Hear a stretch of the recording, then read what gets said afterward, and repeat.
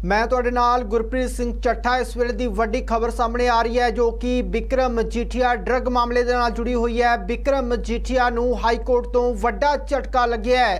High court के वल्लों बिक्रम मजीठिया की अगाऊ जमानत अर्जी नूं रद्द कर दिता गया। सो अज दोवें पक्षां नूं लै के जिहड़ी कोर्ट दे विच बहस हुई सी तां उस तो बाद किते ना किते बिक्रम मजीठिया नूं वड्डा झटका लगदा विखाई दे रहा है। सो वड्डी खबर दसदी है कि बिक्रम मजीठिया के उत्ते 20 दसंबर नूं मोहाली दे विच FIR हुई सीगी NDPS एक्ट के तहत, जिस दे विच बिक्रम मजीठिया के वल्लों मोहाली कोर्ट का रुख किया जाता है ते जिथे उन्हां दी जमानत अर्जी नूं खारिज कर दिता जाता है। उस तो बाद बिक्रम मजीठिया हाईकोर्ट का रुख करते हैं ते हाईकोर्ट के वल्लों उन्हां नूं 10 जनवरी नूं राहत दी जाती है। 24 जनवरी तक तां अज एक बार फिर तो सुनवाई हुई है तो जिस तो बाद वड्डा झटका बिक्रम मजीठिया नूं लगदा विखाई दे रहा है। बिक्रम मजीठिया की अगाऊ जमानत अर्जी नूं खारिज कर दिता गया है। इस तो बाद हुण बिक्रम मजीठिया की सुप्रीम कोर्ट का रुख करनगे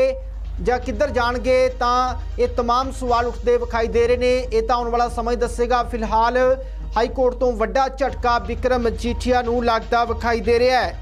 सो 20 दसंबर नूं जिहड़ा मोहाली दे विच FIR हुई सी NDPS दे एक्ट 25, 27 ते 29 के तहत मामला दर्ज होया, जिस तो बाद बिक्रम मजीठिया ने जिहड़े ओह काफ़ी देर सामने नहीं आए तो उस तो बाद उन्हां दे वल्लों अदालतां दा रुख किया जाता है तां जो उन्हां नूं कोई ना कोई राहत मिल सके। तो उत्थे ही जिहड़ी सुनवाई है वो 5 जनवरी नूं भी हुंदी है, जिस दे विच पंजाब सरकार दे वल्लों जवाब मंगिया जाता है हाईकोर्ट तो। 8 तरीक तक जवाब मंगिया जाता है तो 9 जनवरी नूं जिहड़ी पंजाब सरकार है जवाब दाखिल करती है कि बिक्रम मजीठिया ते गंभीर दोष ने, खास करके जगदीश भोला का नाम भी सामने आता है जिहड़ा 17 पन्नियां का जवाब पंजाब सरकार दे वल्लों दाखिल किया गया सी। तो उस तो बाद 10 जनवरी नूं फिर सुनवाई हुंदी है, जिस दे विच बिक्रम मजीठिया नूं कुछ राहत दी जाती है ते 24 तरीक है जिहड़ी निर्धारित की जाती है अगली सुनवाई नूं लैके। तां अज सुनवाई हुई सी तां पंजाब सरकार दे वल्लों जिहड़े P चिदंबरम ने उन्होंने पक्ष रखे तो उत्थे ही मुकल रोहतगी जिहड़े एडवोकेट ने वो बिक्रम मजीठिया के वल्लों कोर्ट च पेश होंदे ने तां दोवें धिरां दे विचाले जिहड़ी अपना अपना पक्ष रखा जाता तो उस तो बाद फैसला कोर्ट वल्लों राखवा रख लिया जाता है। तो ये कहा जा रहा सीगा कि एक अद्धे दिन तक कोर्ट अपना फैसला सुना सकती है, पर हुण कोर्ट का जिहड़ा फैसला आ चुकिया है। हालांकि जिहड़े ऑर्डर ने वो हजे तक नहीं आए, पर यह फैसला सुना दिता गया है कि बिक्रम मजीठिया नूं जिहड़ी जमानत अर्जी आ वो खारिज कर दी गई है। तो कह सकते हैं कि बिक्रम मजीठिया नूं वड्डा झटका इस वक्त लगता विखाई दे रहा है। तो इस तो बाद बिक्रम मजीठिया की अगे किस तरह की राहत के लिए अगे उच्च अदालत का रुख करनगे जां की प्रक्रिया होएगी अगे, तो आने वाला समा दसेगा। तो कि इस तो बाद हुण बिक्रम मजीठिया की गिरफ्तारी हो सकती है। तमाम सवाल उठते विखाई दे रहे हैं, पर दस दिए कि बिक्रम मजीठिया नूं हुण वड्डा झटका हाई कोर्ट तो भी लगता विखाई दे रहा है, जिथे उन्होंने पहला मोहाली कोर्ट तो वड्डा झटका लग्या सी, जमानत अर्जी रद्द हुई सी, तां हुण उत्थे जिहड़ी जमानत अर्जी आ वो हुण हाई कोर्ट तो भी रद्द हो चुकी है। सो वड्डी खबर दर्शकों नूं दसदी है कि 20 दसंबर नूं जिहड़ा मामला दर्ज हुंदा है इस ते काफ़ी सियासत हुंदी भी विखाई दिंदी है। वख-वख सियासी पार्टियां एक दूजे ते इल्जामबाजी भी करदियां नज़र आउंदियां ने। ते बिक्रम मजीठिया खास तौर पर जदों उन्हां नूं राहत मिलती है 10 जनवरी नूं, तां उस तो बाद बिक्रम मजीठिया सामने आके प्रेस कॉन्फ्रेंस करके चैलेंज करते हैं चन्नी नूं ते सुखजिंदर सिंह रंधावा नूं, तां चैलेंज करते विखाई दिंदे ने।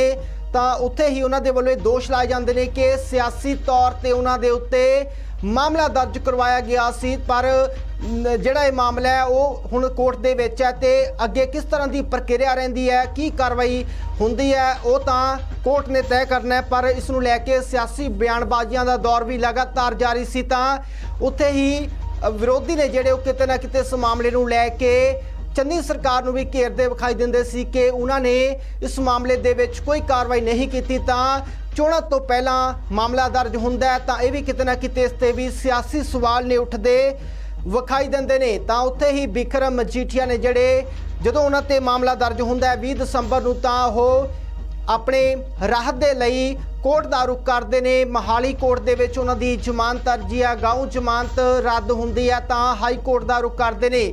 10 ਜਨਵਰੀ ਨੂੰ ਜਿਹੜਾ ਫੈਸਲਾ ਆਉਂਦਾ ਹੈ, 10 ਜਨਵਰੀ ਤੱਕ ਪੰਜਾਬ ਸਰਕਾਰ ਜਵਾਬ ਦਾਖਲ ਕਰਦੀ ਹੈ ਤਾਂ 10 ਜਨਵਰੀ ਨੂੰ ਉਹਨਾਂ ਨੂੰ ਰਾਹਤ ਮਿਲਦੀ ਵਿਖਾਈ ਦਿੰਦੀ ਹੈ। ਤਾਂ ਉਸ ਤੋਂ ਬਾਅਦ ਅੱਜ ਇੱਕ ਵਾਰ ਫਿਰ ਤੋਂ ਸੁਣਵਾਈ ਹੋਈ, ਦੋਵੇਂ ਧਿਰਾਂ ਦੇ ਵੱਲੋਂ ਆਪਣੇ ਆਪਣੇ ਪੱਖ ਕੋਰਟ ਵਿੱਚ ਰੱਖੇ ਗਏ ਤਾਂ ਬਿਕਰਮ ਮਜੀਠੀਆ ਨੂੰ ਵੱਡਾ ਝਟਕਾ ਲੱਗਦਾ ਵਿਖਾਈ ਦੇ ਰਿਹਾ ਹੈ।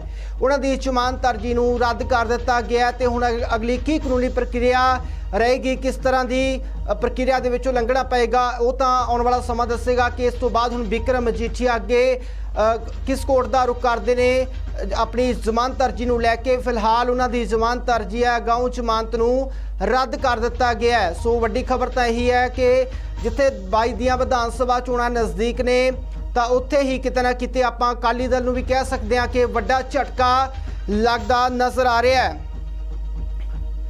ਸੋ ਬਿਕਰਮ ਮਜੀਠੀਆ ਨੇ ਜਿਹੜੇ ਉਹਨਾਂ ਦੇ ਉੱਤੇ NDPS ਐਕਟ ਦੇ ਤਹਿਤ ਮਾਮਲਾ ਦਰਜ ਕੀਤਾ ਗਿਆ ਸੀਗਾ। ਖਾਸ ਤੌਰ ਤੇ ਪੰਜਾਬ ਸਰਕਾਰ ਕਹਿੰਦੀ ਨਜ਼ਰ ਆਈ ਸੀਗੀ ਕਿ ਜਿਹੜਾ STF ਰਿਪੋਰਟ ਹੈ ਉਸ ਦੇ ਆਧਾਰ ਦੇ ਉੱਤੇ ਹੀ ਮਾਮਲਾ ਦਰਜ ਕਰਵਾਇਆ ਗਿਆ ਹੈ, ਇਸ ਦੇ ਵਿੱਚ ਕੋਈ ਵੀ ਸਿਆਸਤ ਨਹੀਂ ਹੋਈ।